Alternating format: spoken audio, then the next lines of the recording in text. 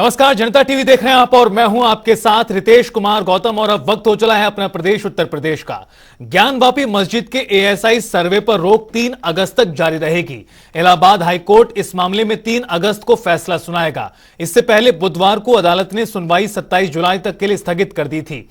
भारतीय पुरातत्व सर्वेक्षण के सर्वे पर रोक लगाने की मांग करते हुए वाराणसी की ज्ञानवापी मस्जिद की प्रबंधन समिति ने अदालत से कहा है कि उसे डर है कि ऐतिहासिक संरचना गिर सकती है। इस पर अदालत की ओर से तीखी प्रतिक्रिया हुई थी।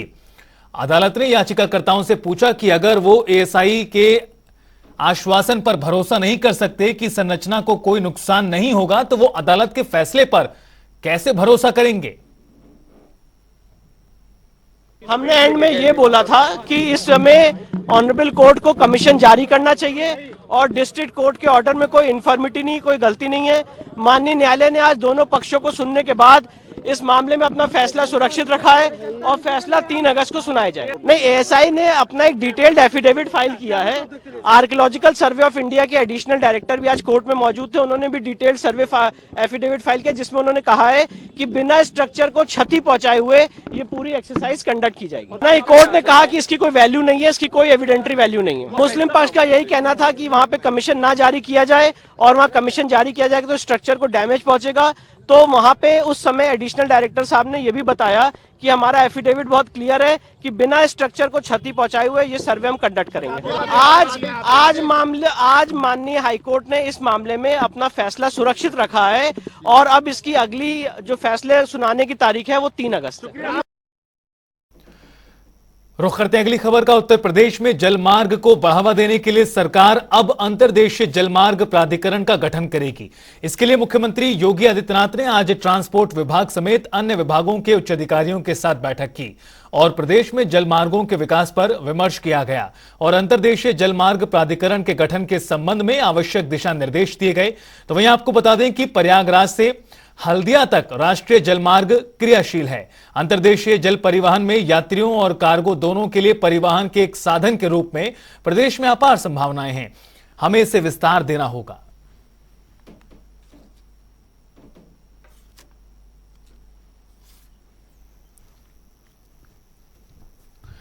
इस समय विपक्ष एक साथ कदम से कदम मिलाकर आगे चल रहा है। आपको बता दें कि संजय सिंह को संसद से निलंबित कर दिया गया है, जिसके बाद से ही वो धरने पर हैं।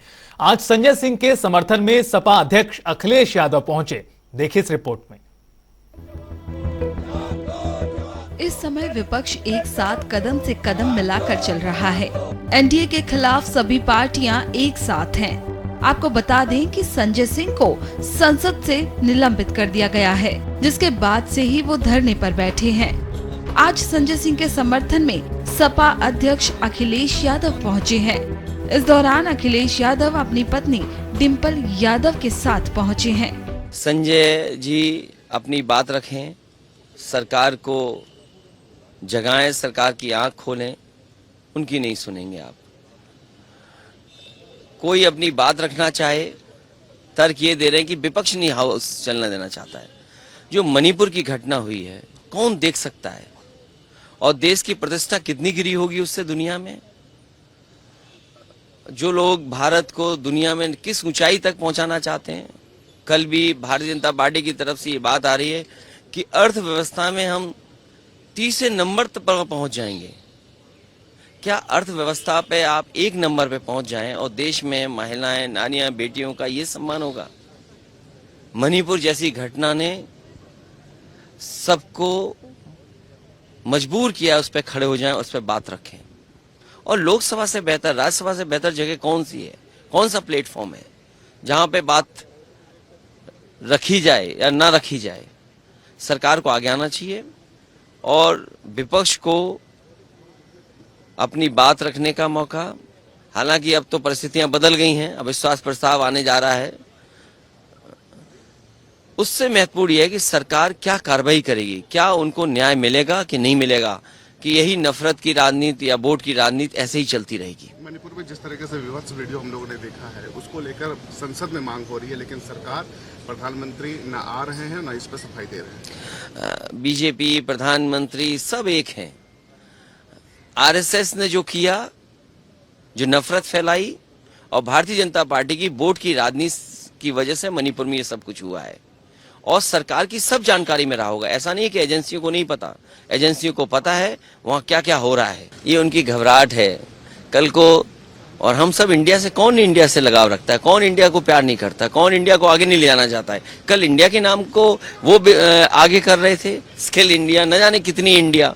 और आज जब इंडिया से घबरा रहे हैं, सोचिए आप, इसका मतलब घबराहट जो है वो साफ है कि जनता इनके खिलाफ है। मैंने पहले भी कहा, फिर कहता हूँ, देश की 2/3 जनता इनको हटाना चाहती है। बता दें कि आज विपक्ष काले कपड़े पहनकर काला दिवस मना रहा है। तो वहीं प्रधानमंत्री नरेंद्र मोदी ने आज देश भर के किसानों के लिए सम्मान निधि की 14वीं किस्त जारी कर दी है। 14वीं किस्त के रूप में आज उत्तर प्रदेश के 1.86 करोड़ किसानों के खातों में 4,167 करोड़ रुपए की राशि भेजी गई है। इसके अलावा पीएम मोदी ने 1.25 लाख प्रधानमंत्री किसान समृद्धि केंद्र और यूरिया गोल्ड का शुभारंभ किया। इस मौके पर बाराबंकी के करौली में किसान समृद्धि केंद्र पर आयोजित कार्यक्रम में कृषि मंत्री सूर्य प्रताप शाही पहुंचे। उन्होंने यहां किसानों के साथ बैठक कर प्रधानमंत्री मोदी का पूरा संबोधन सुना और इस दौरान उन्होंने एनडीए और इंडिया को लेकर भी विपक्ष को घेरा। सूर्य प्रताप शाही ने कहा कि भ्रष्टाचारियों का जमघट गठबंधन के रूप में इकट्ठा होकर इंडिया के नाम को बदनाम कर रहा है।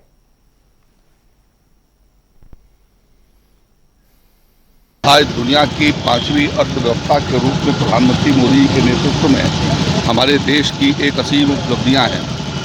सैकड़ों एक्सप्रेस वे से हमारा देश आज जुड़ चुका है, रेलवे नेटवर्क से जुड़ चुका है, सैकड़ों स्थानों से वायुयान इंटरनेट, ये एयर कनेक्टिविटी को जोड़ी गई है। आपने अभी सुना कि लगभग 700 मेडिकल कॉलेज अब देश के भीतर हो गए, जहाँ 300 थे लगभग 60 वर्षों में, आज 700 यानी लगभग 400 मेडिकल कॉलेज अकेले 9 वर्षों के भीतर हमारे प्रधानमंत्री आदरणीय मोदी जी ने देश को दिया है। तो वहीं राम मंदिर निर्माण का एक और ताजा वीडियो श्री राम जन्मभूमि तीर्थ क्षेत्र ट्रस्ट ने जारी किया है। वीडियो में दिख रहा है कि राम मंदिर के भूतल में लगे खंभों पर नक्काशी की जा रही, तराशा जा रहा है उन्हें। मूर्तियों और मंदिर की भव्यता भी दिखाई दे रही है। जानकारी के मुताबिक जनवरी 2024 में मंदिर के भूतल में स्थित गर्भगृह में रामलला विराजमान किए जाएंगे।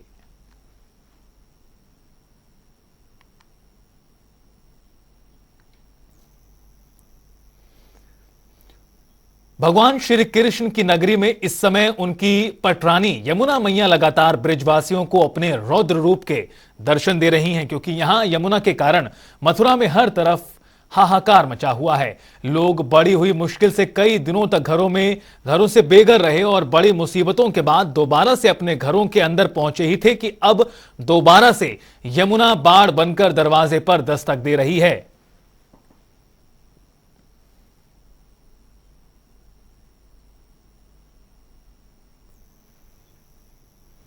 आप देख रहे हैं, यहां से पूर्व में भी हम लोगों ने 19 दिन धरना इसी बगीची में किसानों के लिए दिया था।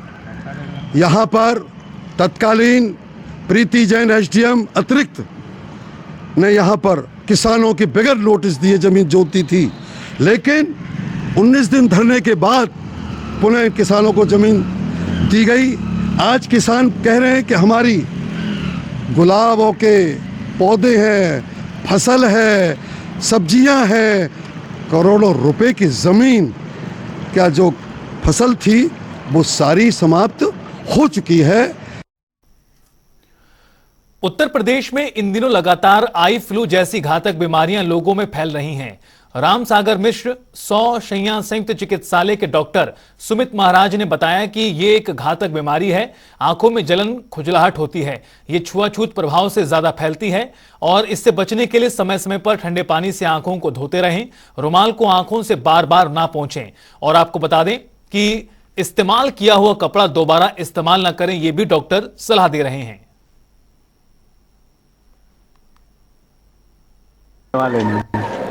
क्या तकलीफ है आँख में? आँख में दर्द हो रही है, वो आँख जैसे गड़ जैसा रही है। कितने दिनों से? कल से हो रहा है। हमारे पास पड़ोस में मतलब सबके फैल चुका है, इसीलिए हम ही कह रहे अभी कम है इसीलिए ले लें, नहीं तो अधिक बढ़ जाएगा फिर दिक्कत होगी। क्या नाम है? सत्य वर्मा। आपके घर में कितने लोगों को है लगभग? हम घर में नहीं, हॉस्टल में रहते हैं। कितने लोगों को दिक्कत है? लमसम वही 10-15 लोगों को हो गया यही। उत्तर प्रदेश में इन दिनों लगातार आई फ्लू का कहर दिखाई दे रहा है। आई फ्लू को लेकर जनता टीवी के संवाददाता चैतन्य त्रिपाठी ने उन्नाव सीएमओ से खास बातचीत की है। संक्रामक रोगों की रोकथाम के लिए लगातार जनपद उन्नाव में अभियान चलाया जा रहा है और साथ ही साथ जो जनपद उन्नाव के सीएमओ हैं वो भी संक्रामक रोगों की रोकथाम के लिए मातहतों को लगातार निर्देश देते नजर आ रहे हैं। ज्यादा बातचीत करने के लिए हमारे साथ मौजूद हैं जनपद उन्नाव के सीएमओ सत्य प्रकाश जी। उनसे बात करेंगे और जानने का प्रयास करेंगे आखिर किस तरीके से यह अभियान चलाया जा रहा है। सर, आई फ्लू के मामले आए हैं जनपद उन्नाव में, साथ ही साथ जो है पूर्व में भी जनपद उन्नाव में डेंगू के कुछ मामले आ चुके हैं। इस तरीके के जो संक्रामक रोग है उससे निपटने के लिए किस तरीके से तैयारियां की जा रही है? संक्रामक रोगों पर नियंत्रण के लिए वर्तमान में जनपद उन्नाव सहित पूरे प्रदेश में संचारी रोग अभियान 1 जुलाई से 31 जुलाई तक चलाया जा रहा है। साथ ही 17 जुलाई से 31 जुलाई तक दस्तक अभियान भी चलाया जा रहा है। इस अभियान में हमारी टीमें जो हैं प्रत्येक गांव में, प्रत्येक वार्ड में जाके सोर्स रिडक्शन कार्रवाई, लोगों को जागरूक करने की कार्रवाई कर रही हैं। हमारी आशाएं प्रत्येक घर में जा रही हैं। अगर किसी घर में मच्छर जनित स्थितियाँ या लार्वा पाया जाता है तो सोर्स रिडक्शन की कार्रवाई की जाती है। इसके अतिरिक्त अभी कुछ डेंगू केसेस हमारे जनपद में रिपोर्ट हुए थे, 2 केस रिपोर्ट हुए हैं। उसके लिए भी हम लोगों को जागरूक कर रहे हैं कि घर में कहीं भी, स्पेशली फ्रिज की ट्रे में, कूलर के उसमें, गमलों में या कबाड़ में पानी इकट्ठा ना होने दें। ताजे साफ पानी में ही डेंगू का मच्छर पनपता है, तो इसकी लिए लोगों को जागरूक किया जा रहा है। अभी वर्तमान में हम देख रहे हैं पिछले 2-4 दिनों से जनपद में आई फ्लू या वायरल कंजंक्टिवाइटिस केसेस काफ़ी निकल रहे हैं। वायरल कंजंक्टिवाइटिस या आई फ्लू, इसके लक्षण हैं 1 या दोनों आँखों में लालिमा, दर्द, जलन, खुजली, आंसू आना, ये सब इसके लक्षण हैं। अत्यधिक आंसू आना। अगर किसी को इन्फेक्शन हो जाए तो वो प्रत्येक घंटे ठंडे पानी से अपनी आंखें धोए, सूजन हो तो बर्फ़ से सिकाई कर सकते हैं। तकलीफ और नज़दीकी स्वास्थ्य केंद्र जाकर अपने आप को दिखाएं, वहाँ से एंटीबायोटिक दवाएं, इसके साथ दर्द निवारक गोलियां और सेट्रिजिन ये प्राप्त कर सकते हैं। और जिसके इन्फेक्शन हो वो व्यक्ति घर से बाहर अनावश्यक ना निकले, चश्मे का प्रयोग करे, किसी अन्य व्यक्ति की आंखों में आंख डाल के ना देखे ताकि संक्रमण सामने वाले को न फैले। आम लोगों के लिए बचाव के लिए यह है कि आप बिना हाथ धोए या सैनिटाइज किए आंखों को ना छुएं। ये बीमारी छूने से फैलती है, तो संक्रमित व्यक्ति की तौलिया, चद्दर, तकिया, रुमाल, साबुन, इन चीज़ों को ना छुएं, इनका इस्तेमाल ना करें। इस तरह अपना बचाव कर सकते हैं आई फ्लू से। ये हमारे साथ मौजूद थे जनपद उन्नाव के सीएमओ सत्य प्रकाश जी, जिन्होंने बताया किस तरीके से संक्रामक रोगों से बचा जा सकता है। साथ ही साथ उन्होंने ये भी बताया कि क्या आवश्यक निर्देश दिए गए हैं। मैं चैतन्य त्रिपाठी, जनता टीवी, उन्नाव। और चलिए रुख करते हैं खास पेशकश 75 जिले 75 खबरों का। आगरा में 2 महिलाओं के बीच सड़क पर हाथापाई, वीडियो वायरल। एक महिला ने दूसरी महिला को पीटा। ललितपुर में बीच बाजार युवक की जमकर धुनाई, वीडियो वायरल। बस स्टैंड बाजार का बताया जा रहा है वीडियो। अलीगढ़ में एएमयू में आज छात्रों का गुंडागर्दी का वीडियो सामने आया। हिंदू युवक के साथ छात्रों ने की जमकर मारपीट। पुलिस ने महज 151 की कार्रवाई कर खानापूर्ति की। इटावा में पानी के विवाद में 2 पक्षों की महिलाओं में मारपीट, वीडियो वायरल। दोनों ही पक्षों के खिलाफ केस दर्ज। प्रतापगढ़ के बागरा इलाके के नहर के आसपास घूम रहा तेंदुआ दिखा, सीसीटीवी में हुआ कैद। गांव में दहशत। बांदा में सपा के सैनिक कार्यकर्ताओं ने निकाला कैंडल मार्च। मणिपुर में हुई हिंसा को लेकर जताया विरोध। संत कबीर नगर में तहसीलदार को हटाने की मांग कर रहे हैं अधिवक्ता। बिना रिश्वत का तहसीलदार नहीं करता कोई काम। मौके पर पहुंची पुलिस अधिवक्ताओं को मनाने में जुटी। फतेहपुर में मणिपुर घटना को लेकर कलेक्ट्रेट में गुलाबी गैंग का प्रदर्शन। मणिपुर सीएम के इस्तीफे की कर रहे मांग। लखनऊ में युवा सशक्तिकरण योजना के अंतर्गत विधायक ने टैबलेट वितरण किया। उस समय कई अधिकारी रहे मौजूद। लखनऊ में आम आदमी पार्टी ने किया जोरदार प्रदर्शन। मणिपुर हिंसा के विरोध में सड़कों पर उतरे कार्यकर्ता। पुलिस ने आप कार्यकर्ताओं को हिरासत में लिया। बलिया में किसानों की भूमि बचाने को कटान रोधी कार्य जोरों पर, आपातकाल समस्या से निपटने को तैयार है बाढ़ विभाग। फर्रुखाबाद में राष्ट्रीय मुस्लिम मंच के जिला संयोजक ने निकाली कांवड़ यात्रा, भगवा कुर्ता पहनकर नमाज पढ़ने गए और लगे हर हर महादेव के नारे। संत कबीर नगर में माध्यमिक शिक्षक संघ के बैनर तले शिक्षकों का धरना, 7 सूत्रीय मांगों को लेकर शिक्षकों ने दिया धरना, डीएम को भेजा संबोधित ज्ञापन। सहारनपुर में टीचर ने मुस्लिम युवक को दाढ़ी कटवाकर कक्षा में आने की दी हिदायत, इस बात पर जमीयत उलेमा हिंद के प्रतिनिधि मंडल ने प्रिंसिपल से मुलाकात कर रोष जाहिर किया। आगरा में ट्रैफिक पुलिसकर्मी अवैध वसूली करने से बाज नहीं आ रहे, वीडियो सोशल मीडिया पर वायरल। फिरोजाबाद में एंटी करप्शन टीम ने रिश्वतखोर लेखपाल को रंगे हाथों पकड़ा, 20,000 रुपए की मांगी थी रिश्वत, पीड़ित ने डीएम से लगाई गुहार। सहारनपुर में लोगों के घरों में घुसा पानी, फायर ब्रिगेड टीम ने रेस्क्यू कर निकाला बाहर। बाराबंकी में राजकीय संप्रेक्षण गृह से भागी किशोरी, सुरक्षा व्यवस्था की खुली पोल, पुलिस की कई टीमें किशोरी की तलाश में। सहारनपुर में दुष्कर्म के आरोपी को 10 वर्ष और 50,000 के अर्थदंड की सजा सुनाई गई, शादी का झांसा देकर किया था दुष्कर्म। रायबरेली में बेटे पर लगा चोरी का इल्जाम, मां ने लगाई खुद को आग, पुलिस बिना किसी एफआईआर के 70,000 रुपए वापस करने का बना रही थी दबाव। ललितपुर में संदिग्ध परिस्थितियों में नाबालिग भाई बहन की मौत, सूचना पर पहुंची पुलिस ने शवों को अपने कब्जे में लिया। फतेहपुर में संदिग्ध परिस्थितियों में बुजुर्ग की मौत, पुलिस मामले की जांच कर रही है। हुसैनगंज थाने के बमरौली गांव की घटना। ललितपुर में नाली में तैरता मिला युवक का शव, मामला दर्ज कर पुलिस जांच में जुटी, मवेशी बाजार का मामला। कानपुर में प्रेमी युगल के शव मिले पेड़ से लटकते हुए, इलाके में फैली दहशत, मामला दर्ज कर पुलिस ने शुरू की जांच। लखीमपुर खीरी में दबंगों ने युवक की पीट कर हत्या की, प्रेम विवाह से नाराज दबंगों ने हत्या की वारदात को दिया अंजाम, पुलिस ने दर्ज किया केस। अलीगढ़ में पति ने पत्नी की धारदार हथियार से काटकर की हत्या, आरोपी को पुलिस ने किया गिरफ्तार, आगे की जांच में जुटी है पुलिस।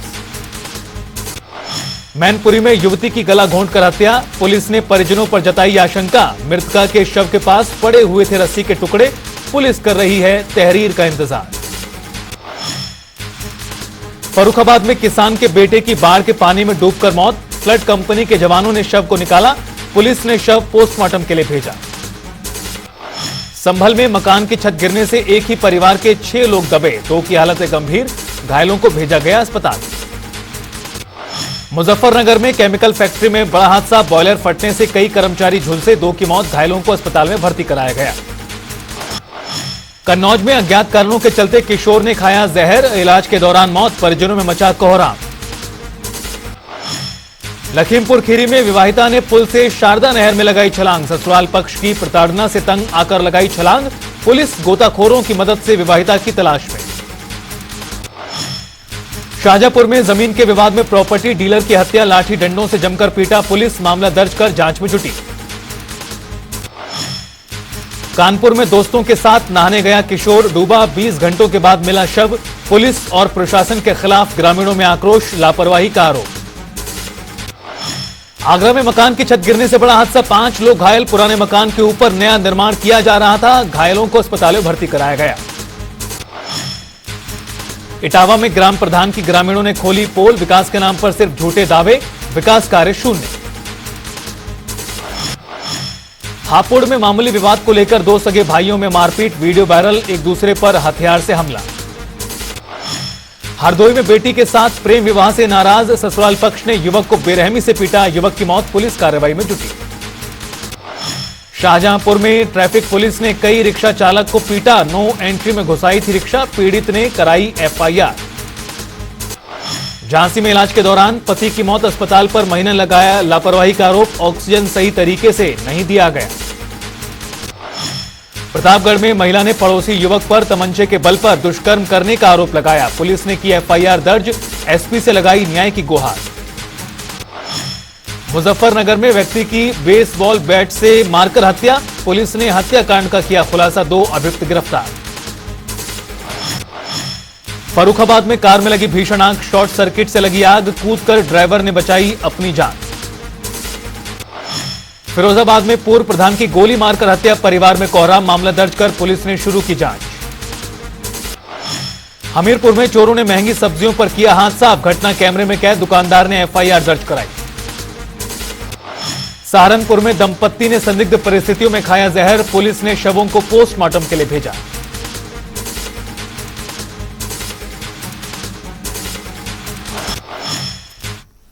और फिलहाल इस बुलेटिन में इतना ही। आप देखते रहिए जनता टीवी।